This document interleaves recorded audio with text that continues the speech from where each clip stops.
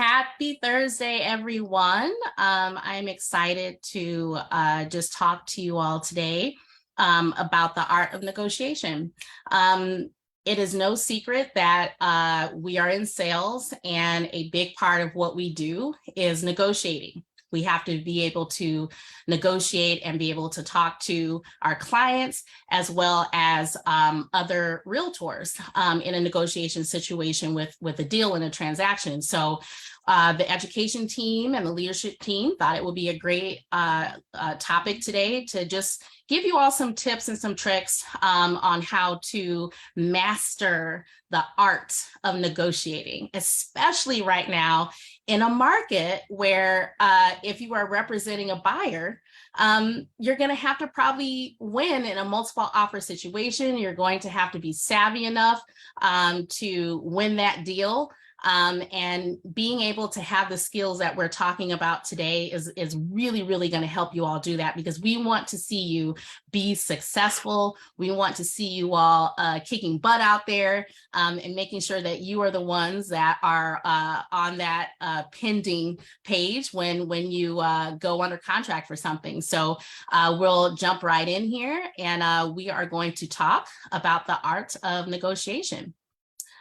So we will be able to send out this presentation to you after today. And without further ado, let me switch into slideshow here.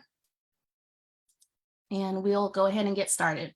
So as I said, you know, it is very, very important right now to understand that being in this industry is difficult. It's very, very difficult right now, not only because the market has changed, but also because we have no inventory. So if you have an opportunity to get your clients under contract with some of these skills, I'm sure that you can agree that that's going to be really good for you moving forward and being able to continue in this career.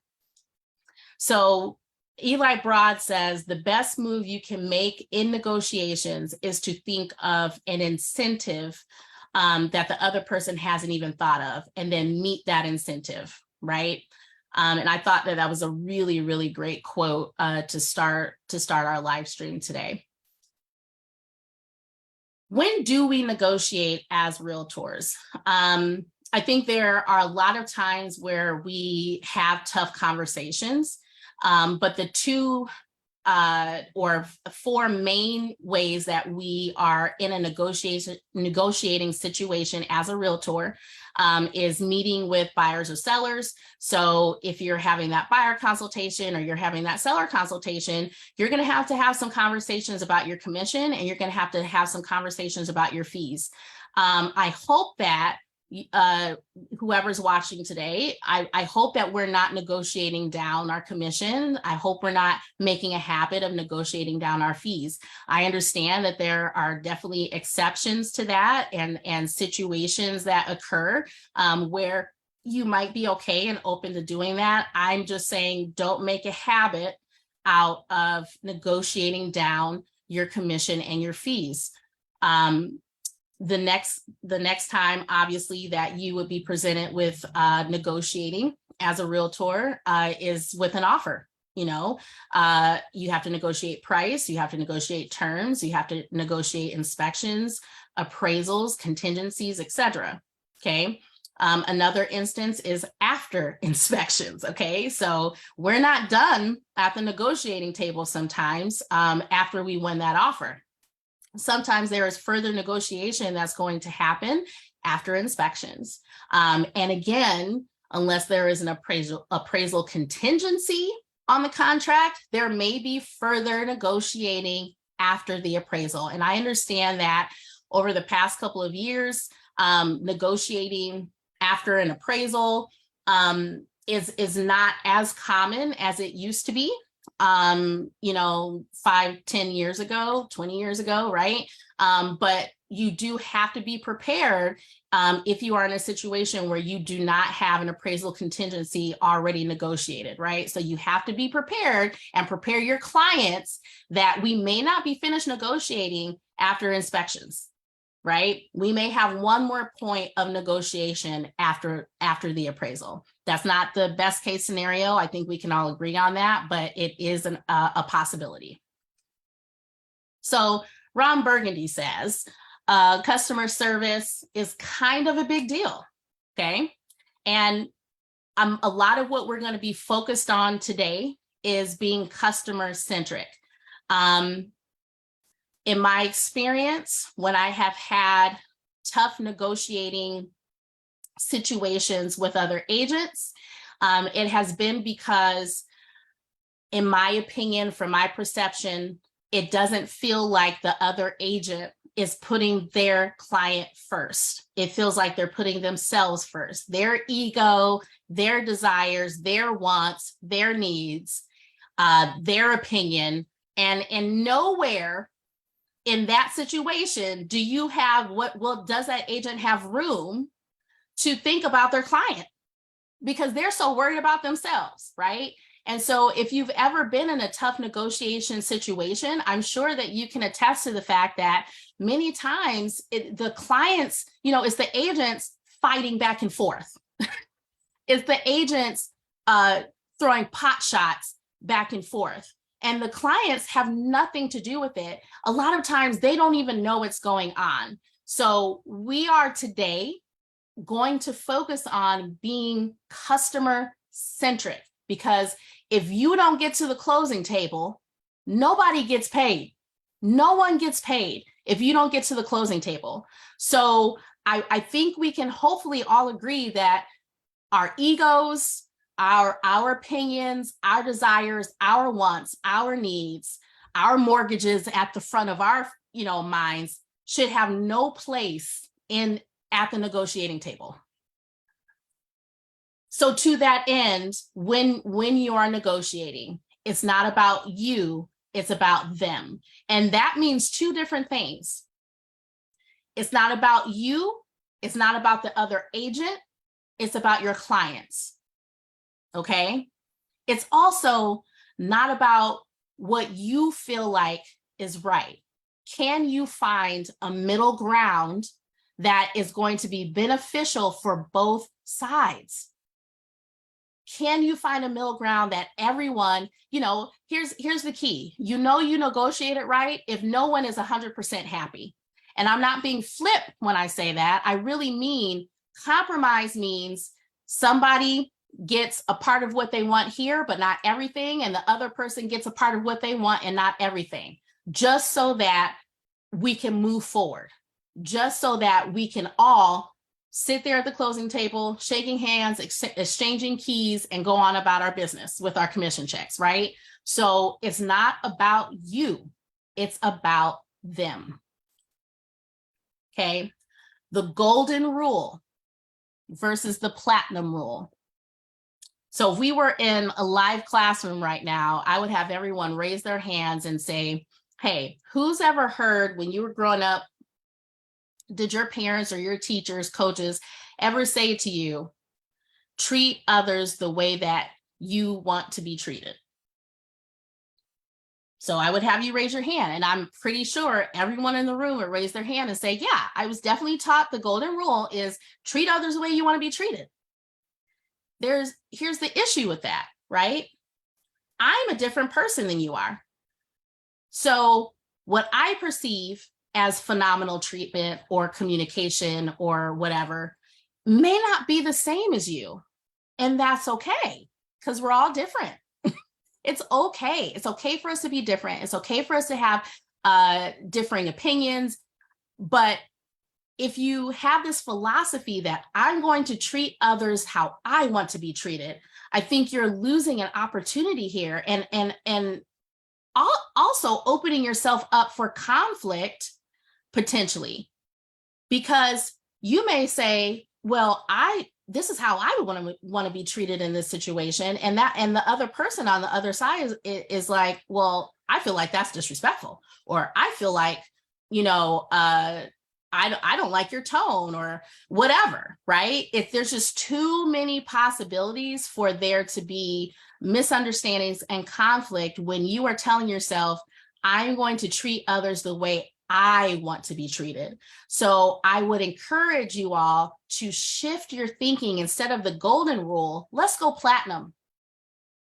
Let's go platinum. Okay, let's be better. Treat others the way they want to be treated. That's a different way of operating, isn't it? Don't you think? Treat others the way they want to be treated. How do they want you to communicate? If we're talking about your client specifically right now, when you have your initial meeting, consultation with your clients, you should be asking them in that appointment, what is your preferred way of communication? When are you available to talk? Do you like doing things through email? Are you comfortable through e-signature, or would you prefer things in person? So you should be asking these questions when you initiate a relationship with a client, because it's not about you. It's not about you. It's about them. Treat others the way they want to be treated. And so in that vein, if I have any ninjas on here watching, some of this is going to sound very familiar to you, right? In the vein of treating others the way they want to be treated, that's going to now encourage us to figure out who we're dealing with. And as a salesperson, as someone who we joke a lot about, we're not just realtors, we're also therapists and marriage counselors and sometimes cleaners and contract, like we are full service, right? We joke about that, but the seriousness in that is we have to know who we are dealing with in order to be successful with our jobs, in order for us to treat people the way they want to be treated. So then I ask you, are you aware of the different types of personality profiles, not just of clients, but of people in general? And so I just have this cute little meme there that says, I have no clue. So let's start with the first person. Like I said, if you're a ninja and you're watching this, this will just be review because you've learned this already, right? The first category of people or the population is power people. Okay, these are your type A, right? 15%, about 15 to 20% of the population they're going to be power people. Okay, power people focus on the future. They are task oriented. They make decisions fast. They are risk takers. They make decisions towards what they want. And some of the behaviors that will give you clues around if you're dealing with a power person, they're impatient. They're impatient, they're task oriented, their emails are short, sweet, to the point, and they get to the bottom line. As a power person, I will say that if you are dealing with other power people, none of these things would be surprising to you, would be offensive to you. You'd be like, yeah, okay, totally get it, right? These are the people that when you go into the appointment, they're like, can you just get to the numbers? Can you just get to the point? I don't need you to beat around the bush. I don't need you to, fluff up the appointment. I need you to just get to the point. In negotiating, these are the folks, these are the clients, or here's the other thing, even if you're dealing with another agent, right? These are the people who just want to get down to the point, to the numbers. What does the contract say? These are the people who, if you have a multiple offer situation, they're going first to, they're going to make the decision fast, and they're going first to, okay, which one is the most money? I don't care about any of the rest of this stuff. So with power people in negotiating, you're going to have to encourage them to slow down. okay? Because making decisions quickly works in their favor most of the time, okay? It does. They take risks, and normally they're following their gut, and they're very rarely wrong. But sometimes they're wrong, right? So it's your job to make them slow down for a sec, just for a sec, and make sure that they are extremely clear on what the terms of the contract are, or what's on the table for negotiation, making sure that they understand all of their options, and not ignore, but you kind of have to not be bothered by the fact that while you're doing that, they're asking you to hurry up. Okay? So if you understand that that's the type of person that you're dealing with, you will know how to approach the negotiating table. You will know how to present the information.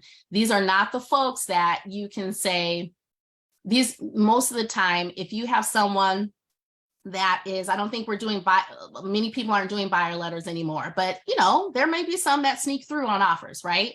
These are the folks that don't care about your buyer letters. They may not care that, you know, whatever compliments and feedback you all give about the house and how much your buyers love it, or the buyers love it. They don't care.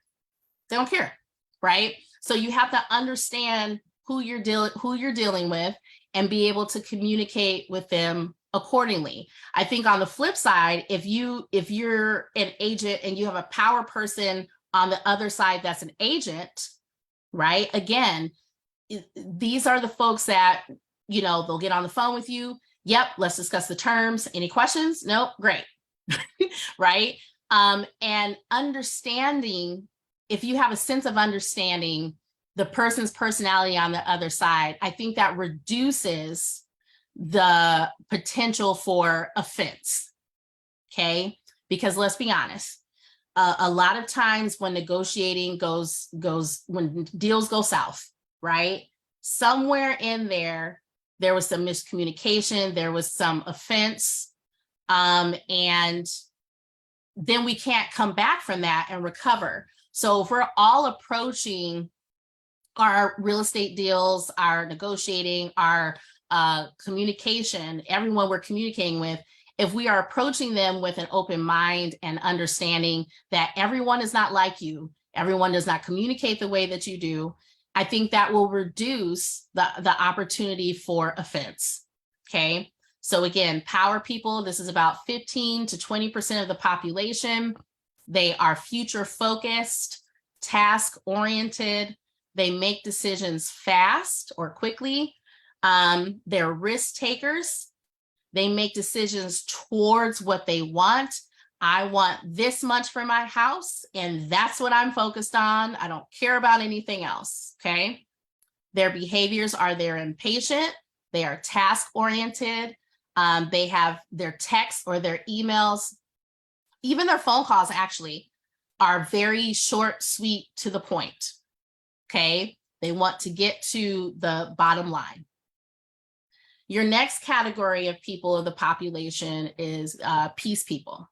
Okay, peace people are about 35 to 40% of the population. Okay, your peace people focus on the past and the present. So they care about the previous sales in the area, in the neighborhood. They care about that. They also care about, okay, but what's going on right now? Okay, they like to balance those two things. And obviously they're motivated by peace. They do not like conflict. They do not like drama. Those two are pretty self-explanatory. If you're considering yourself to be a peace person, no, you don't like conflict and drama, or what appears to you to be conflict and drama, right? But I think the kicker here is that peace people also don't like change very much. So this may sometimes be your clients that if you're representing them as a seller, right, they have the most difficult time moving on, right? They may have the most difficult time transitioning or getting their minds around the transition of selling their house and needing to move on to something else, okay? Peace people, they make decisions slowly. They need to trust you. They need to trust the process. And they also need to trust themselves, right? So if we're talking about negotiating, these are not the folks who will gravitate towards, these are the people who get a little bit more antsy and anxious around multiple offer situations on both the buyer and the seller side. I think it's understandable on the buyer side when you're trying to discuss terms and things with a buyer or negotiate things with a buyer, and you're trying to guide them through that, and they're just like, yeah, I need to sleep on it. I don't know. I need a little bit more information. Can you explain that to me again? Right? These are your peace people. And so you have to understand that and not be upset or irritated if they need more time or if they need more information. They have to trust you. So setting the standard up front in your initial meeting with them, how do you create an environment of trust with your clients? Right? They need to trust you. How are you communicating to them the process? Okay, so that they can trust the process. And how are you helping them to feel empowered with the process so that they can trust themselves to make good decisions? Because part of the reason why they're slow to make decisions is because they don't want to make a mistake. Because we just said they already don't like change. They don't want to make a mistake. So it's our jobs to make sure that when we have a client that is a peace person, that we are doing our due diligence to create an environment of trust, okay, between yourself and them. If you have an agent on the other side that is a peace person, I love working with peace people on the other side of a transaction, honestly. They're more likely to be easier to negotiate with. Oh, we just want to get to the closing table, you know. We just want to, you know, we just want this to work out for everyone. We just want to get to the closing table, right? So these are the folks, in my opinion and in my experience, that are easier as an agent on the other side. They're easier to communicate with and also negotiate with, okay? They want everyone to win, okay? Obviously, from what I said, peace people are risk avoiders. They make decisions away from what they don't want, okay? They don't want drama. They don't want conflict. They don't want change. They don't want quick decisions. They don't want to feel pressured, right? So they make their decisions away from what they don't want. So we have to help them, give them time, let them marinate. It's one of my favorite words, let them marinate on things, you know, maybe present them with what their options are, all of their options.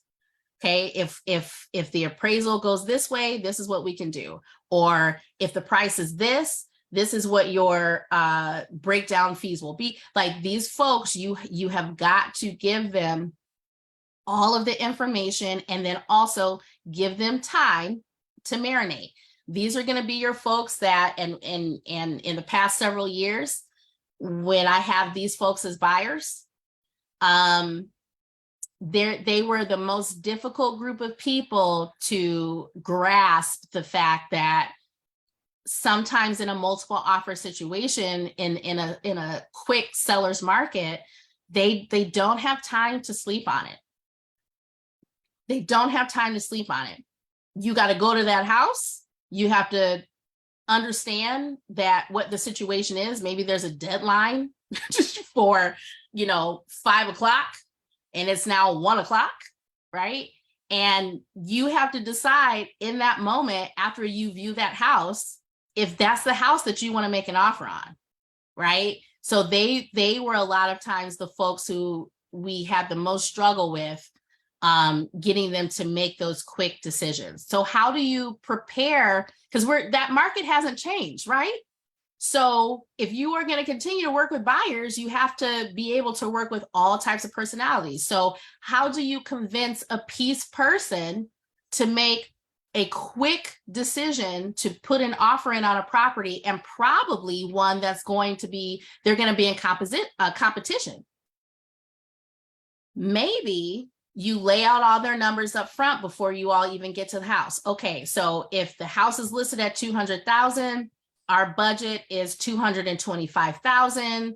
I know that this is a hot property, so let me use my Star Title app and let me break down the different price points. You know, if we offer it at 200, if we offer at 210, if we offer at 220, whatever, right? So let's break down these numbers so you know exactly what you're getting yourself into approximately at every one of these price points. Like, being proactive is key to success with working with peace people. Okay. Their behaviors are they're soft-spoken. I will say that I have friends that are peace people. I think my husband is a peace person. Soft-spoken, sure. I don't think they're all soft-spoken. So I think that might be a little bit of a generalization, but yes, many peace people could be considered soft-spoken. They value people and relationships. And these are the clients or the agents that, if they have something to communicate with you, you're probably reading a 3 or 4 paragraph email or text because they're giving you all of the information and the backstory. They want to give you context, right? They want to give you context. And I do want to go back to a little bit the fact that they value people and relationships. So when you are working with an agent on the other side that is a peace person, like you get on the phone with them and I want to call you to tell you I'm submitting an offer for your property for my buyer, right? And they're immediately like, oh, that's so great. Oh my gosh, did they love the house? What was their favorite part? Well, the sellers are really highly motivated. Like, these are the folks, when you get them on the phone and they're a listing agent, they're wonderful to talk with. If I can give you a little tip here, if you want an edge in a multiple offer situation, engage them in conversation. Don't rush to get off the phone. Okay.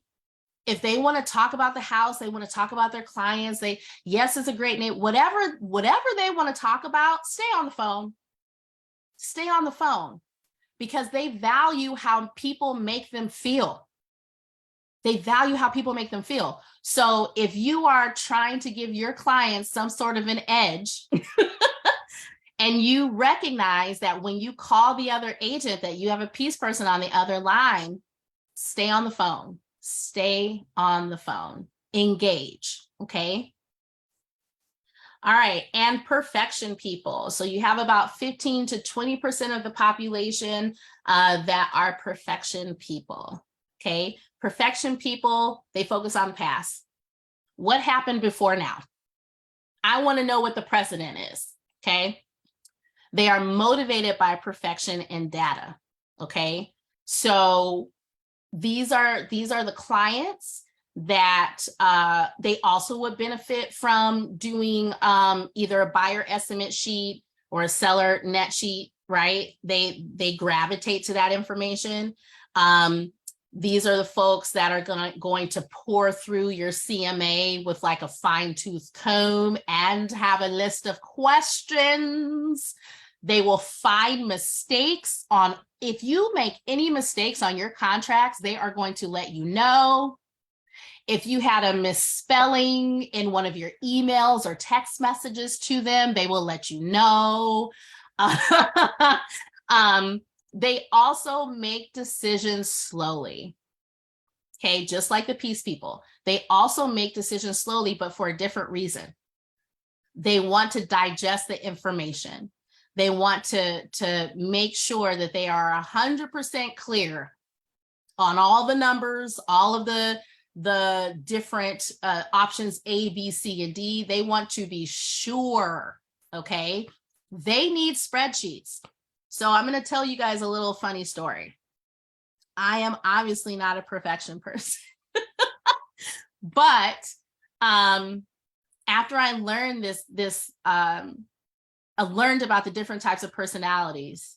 I said, okay, for me as someone who I'm like, just give me the information real quick. All right, let's make this decision. That's how I operate. But this is where the platinum rule comes into place, because that is not going to be conducive for a client of mine that's a perfection person. So when we were in the height of multiple offer situations, I want to say 2018-ish, 2018, 2019, I created a multiple offer spreadsheet for my sellers so that you could just have side by side every single offer, and it's laying out all the terms, the money, if there's an escalation, if there's waiving an appraisal, all of the things that qualify that offer. You're putting each one side by side. And I'm telling you, friends, when we had, 10 plus offers on stuff, those spreadsheets were clutch. Okay.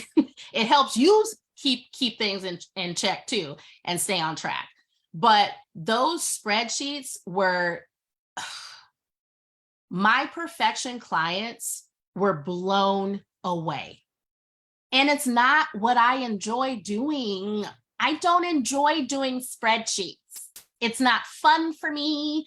It actually gives me a little bit of anxiety. Okay, because it's not my jam. That's not how I flow. But it's not about me. It's about my client, right? So perfection people love the spreadsheets. They might create their own spreadsheets. Have you all ever received spreadsheets from your clients? If you have ever received a spreadsheet from your client, this is what our wish list is.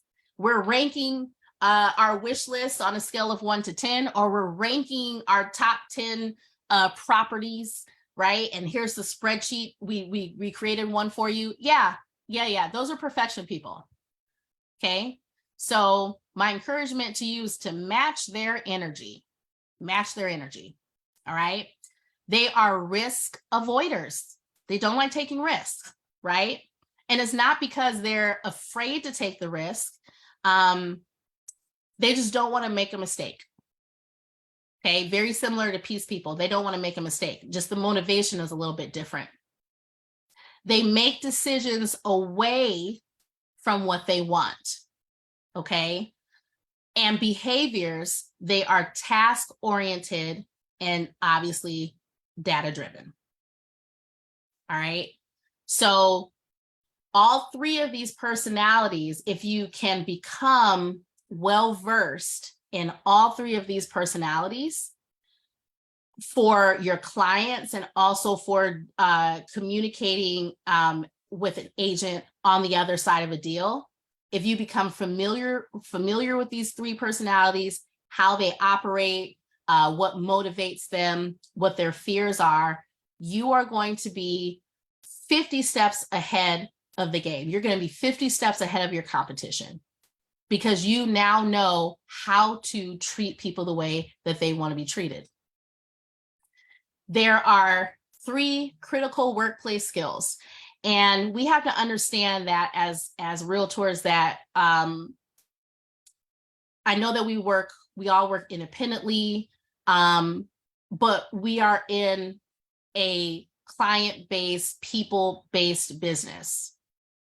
And it amazes me how many of us in this industry move without empathy. We move without caring about communication. We move without caring about relationships, and we move away from collaboration. It is amazing to me how often I see this. Just because we are independent contractors doesn't mean that we get to do what we want, treat people how we feel, not be mindful of our communication and not be mindful of how we come across. It's just amazing to me that that's not already a given in common sense. We work with people, we don't work with machines. So leading with empathy, communication, putting relationships first, and collaborating, especially when we're talking about negotiating. We are helping folks, no matter what side you're on. Purchasing or selling real estate is right up there with birth, death, graduate. Like, it's one of the huge things that will happen in someone's life. Huge. Which means the stakes are very high. Therefore, emotions are going to be high for everyone involved, right? So wouldn't it behoove us to move through our transactions with empathy, communication, putting relationship first, and collaborating? Wouldn't that make it easier? I don't know who said this quote, but I thought it was great. Bad communication ends a lot of good things. Good communication ends a lot of bad things. Communication in our profession is so key. It is literally what it is the job. Communication is the job, right? It is what we do. So there are two different types of dialogues, right? You have external dialogues, which is what we say to others. And then you have internal dialogues, what we say to ourselves. And both of these things are important when it comes to communication. The thing that I would like for you to take away from today is I think most of us are primarily focused on what it is that we are saying to others. What am I saying? How am I saying it? What information am I giving? What am I choosing to divulge and what am I not? Oh, my tone there wasn't the right. So I think we're all very aware of our external dialogues, but I think that we tend to neglect or forget that what is just as important is internal dialogues. What are we saying to ourselves? So internal dialogues come into play. Let's bring it back to negotiation. Internal dialogues come into play when, let's say we're in a really tough, tough, what do I want to say, in contention, right? You're negotiating. Let's say you're representing the buyer and the buyer really needs closing costs and the seller doesn't want to budge. And as the salesperson, we don't check ourselves, I don't think, a lot of times to go, okay, I'm not a failure if if my client needs 6% and I don't get the full 6%, right? Or I am still doing a great job if I get my client 4.5% and not 6%, and then we have to figure out the rest with the right. So I think that we tend to internalize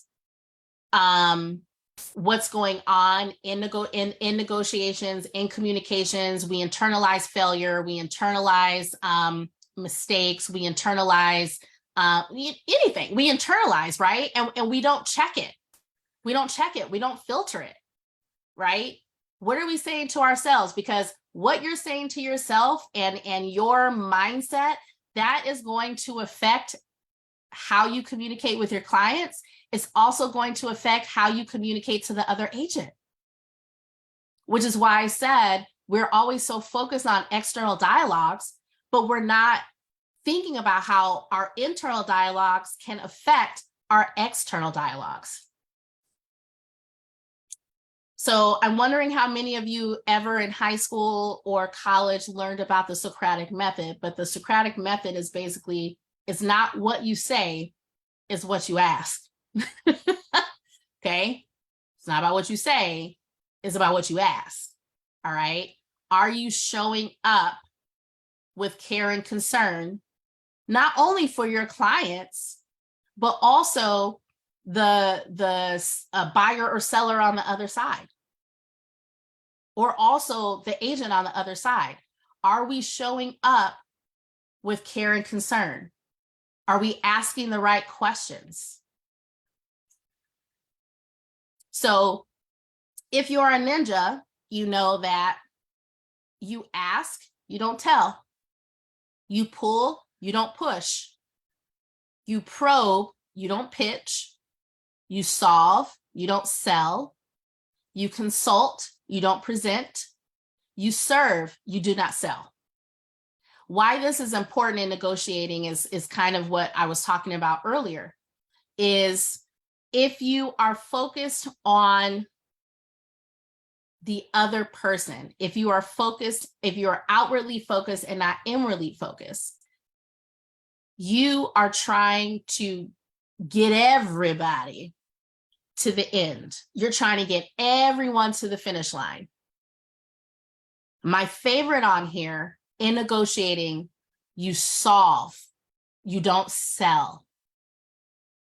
Okay. So in the example that I gave earlier, if you have a buyer and a seller that, let's say they're $1,000 apart with the negotiating, but they both have basically, in my mind, I always picture like a mule that's just kind of set down and plopped down in the middle of a dirt road.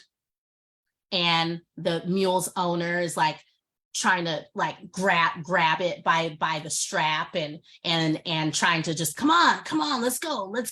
And the mule's just sitting there, not budging. That's normally what comes to mind for me when there's a situation where buyer's not budging, seller is not budging. And so many times in these situations, it's over very few dollars or over something extremely minimal. So it's our job to figure out how to solve that issue, not sell, not go, okay, well, I'm focused on the sales. So, or I'm focused on what my commission is for this. I'm focused on this price. And not solving what the issue is or solving what the conflict is. And again, I'm not saying that we need to always be jumping to reduce commission or fees. I'm not saying that, but I am saying that we need to always be coming and we need to always approach negotiation with a mindset of trying to solve, okay, to serve, right? That's how we should be approaching negotiations. Propose solutions. Don't be problem-centered, right? Don't be problem-centering with your clients, right?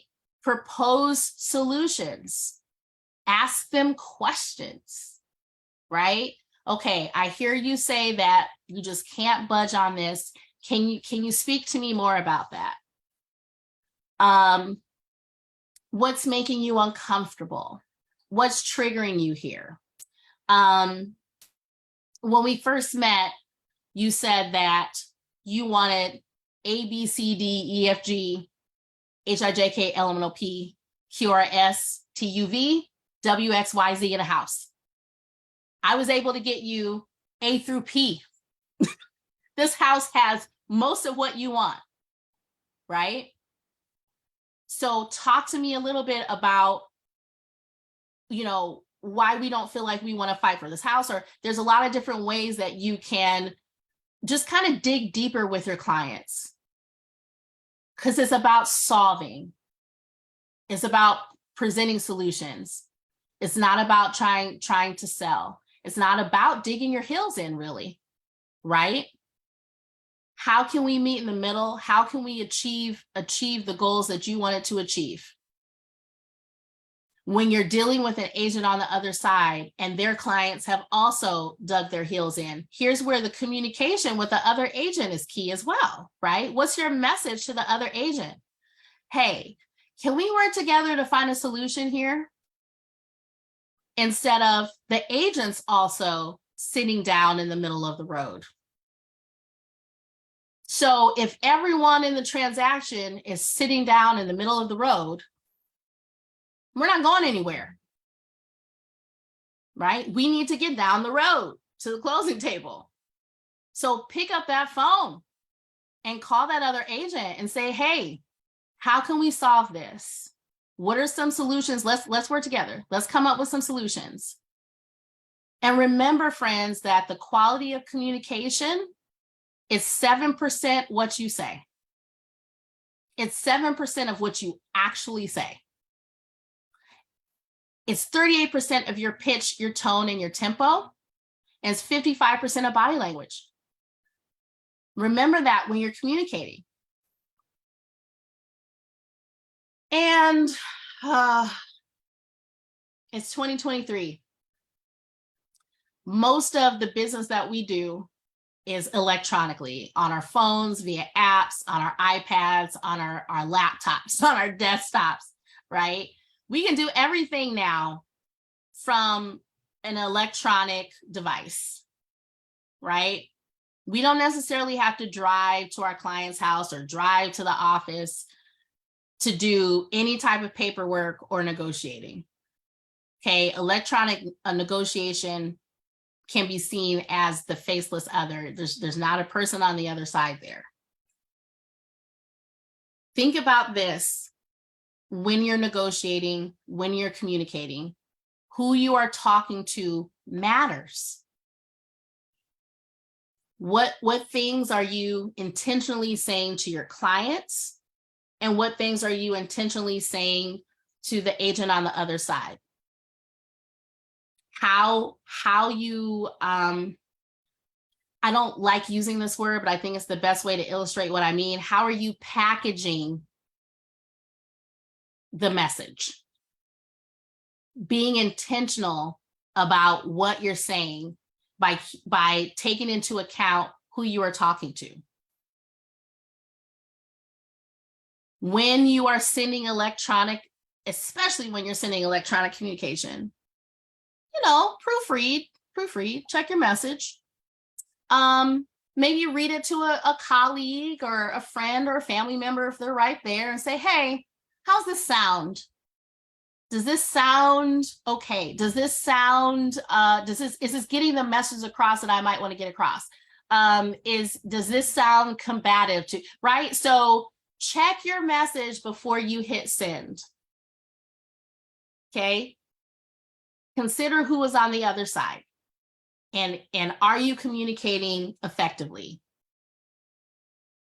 Be brief, yet specific. Okay.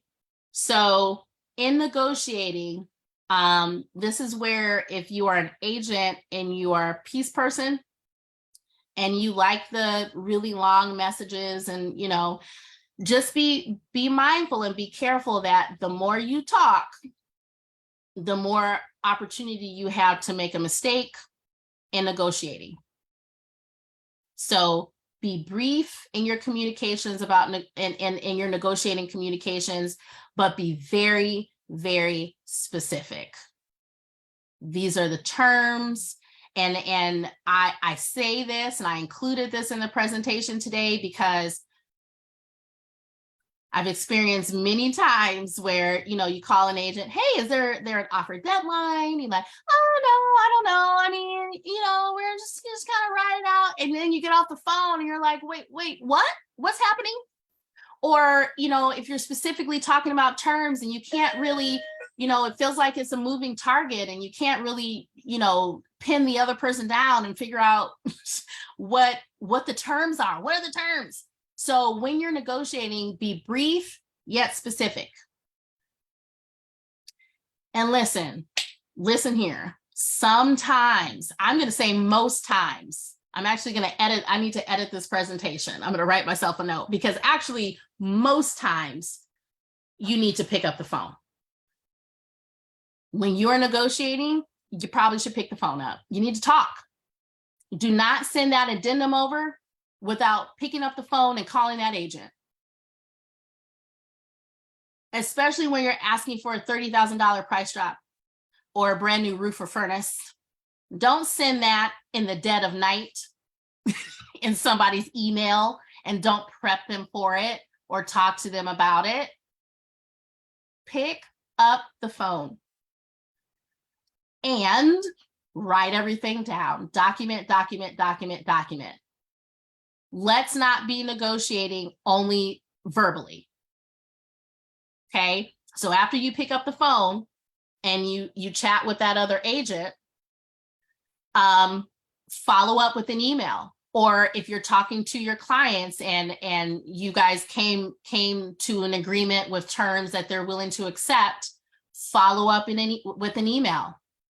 All right, just to recap, this is what we discussed. Write it down. Everything needs to be collected in writing. And I'm sure that you all have heard the deal doctors and broker support and Paul and Greg say this over and over and over again. Okay, if it's not in writing, it does not exist. And it's an obvious one. Think before you speak, especially in situations that are very tense. Folks are upset, or there's potential for folks to be upset.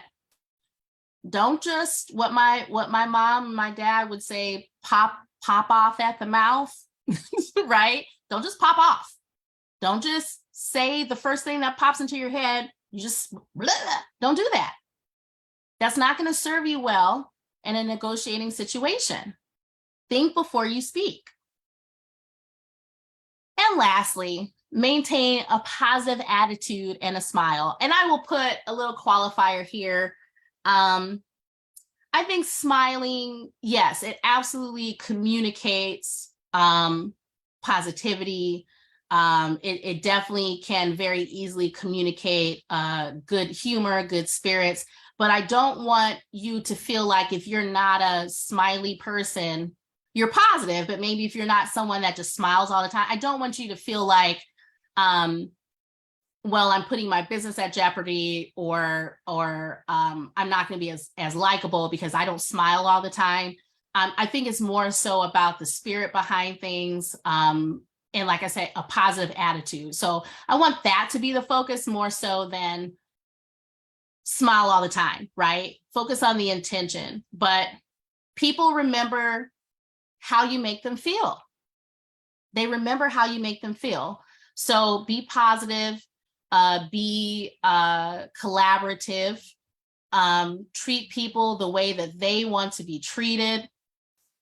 Put your clients first, not your ego, and go out there and close those deals, friends. Right?